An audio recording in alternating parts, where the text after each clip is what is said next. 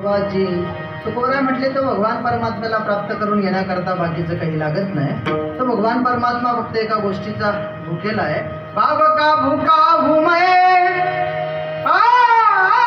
भाव ही बस सार है, भाव से मुझको बुझे तो भव से बेड़ा पार है. अन्न धन और वस्त्र भूषण कुछ न मुझको चाहिए, अन्न धन और वस्त्र भूषण कुछ न मुझको चाहिए. आप हो जाए मेरा बस यही मेरा सत्कार है. कि बांध लेते हैं भक्त मुझको प्रेम की जंजीर में, इसलिए इस भूमि पर होता मेरा अवतार है. भाव का भूका हूं मैं और भाव ही बस सार है. देवा कारणे भाव तस्मात, द्यावे न लगे फारसे वित्तन झाले एक चित्त तरी बहुत, एवढ्यासाठी नका करू आता हातगा. तुकोबराय म्हटले काही न लगे एक भावाची कारण. लक्ष द्या एक मिनिट. हे जर तुम्हाला खोटं वाटत असेल तर मी माझ्या पांडुरंगाची शपथ घेऊन सांगतो. तुका म्हणे आन, आन म्हणजे शपथ. तुका म्हणे आन विठोबाची करिता बरोबरी दुरावशी दुरी भवाची पुरी बहावसी.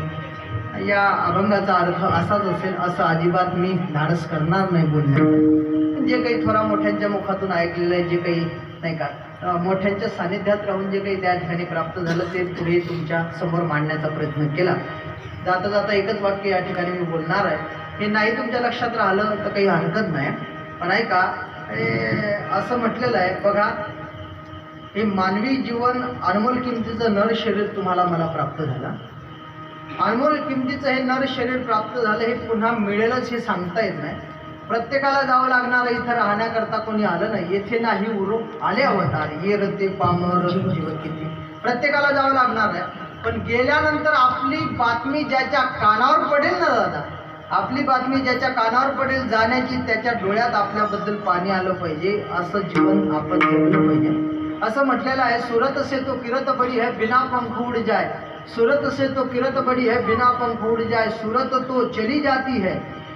हे जाणार आहे. सूरत तो चली जाती है मगर किरत कभी ना जाए. आपण केलेलं जे कर्म आहे ना, ही कीर्ती रूपानं पाठीमागे उरतं. उत्तमाची उरे कीर्ती मागे. उत्तम पद्धतीनं आपलं जीवन पाठीमागे उरतं. म्हणून असं म्हटलेलं आहे बघा, मनुष्य जन्म मिलना है तो भाग्य की बात है, मनुष्य जन्म मिलना है तो भाग्य की बात है, मृत्यु होना है तो समय की बात है. मनुष्य जन्म मिलना ये तो भाग्य की बात है, मनुष्य जन्म मिलना है तो भाग्य की बात है, मृत्यु होना है तो समय की बात है. लेकिन मरने के बाद भी लोगों के दिलों में जिंदा रहना ये तो कर्मों की बात है, ये तो कर्मों की बात है. मेल्यानंतर सुद्धा लोकांच्या हृदयात जागा करून जाणं, याला खऱ्या अर्थानं जगणं म्हणतात. तसं जगण्याचा तुम्ही आणि मी निश्चित त्या ठिकाणी प्रयत्न केला पाहिजे. असं म्हटलेलं आहे, भला किसी का कर न सके तो बुरा किसी का मत करना, पुष्प नाही बन सकते तो तुम काटे बन कर मत रहे. नाही कोणाच्या वाटेत आपल्याला फुलं टाकता आले तर नका टाकू, काही गरज नाही त्याची. कशाला कोणाच्या वाटेत फुलं टाकायचे, पण काटे टाकू नका. एवढं जरी आपण आपल्या जीवनात स्वीकारलं तर खऱ्या अर्थानं तो आपला परमार्थ आहे.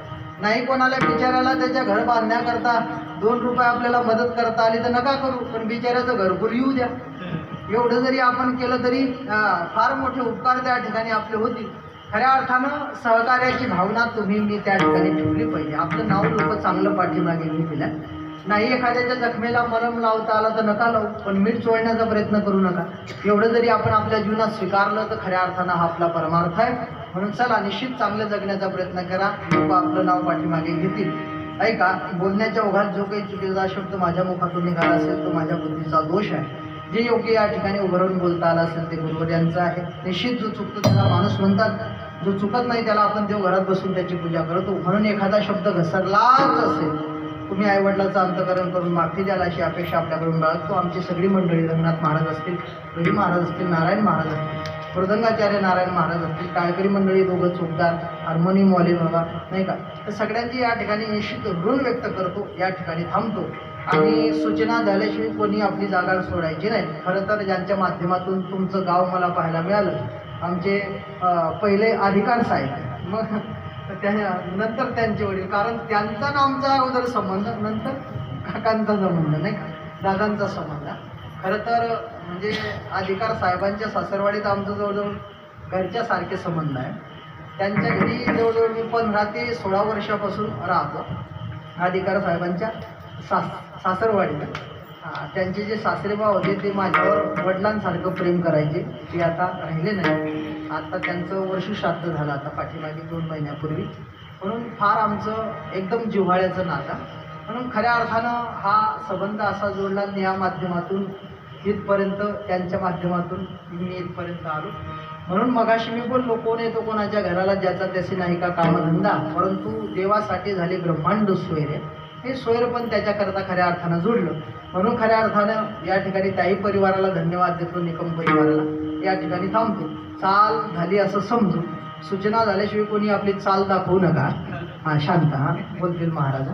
ऐका, आज आपल्या सप्ताहाचा 3रा दिवस आणि आज 3ऱ्या दिवसाची कीर्तनरूपी सेवा आमचे हरिभक्त परायण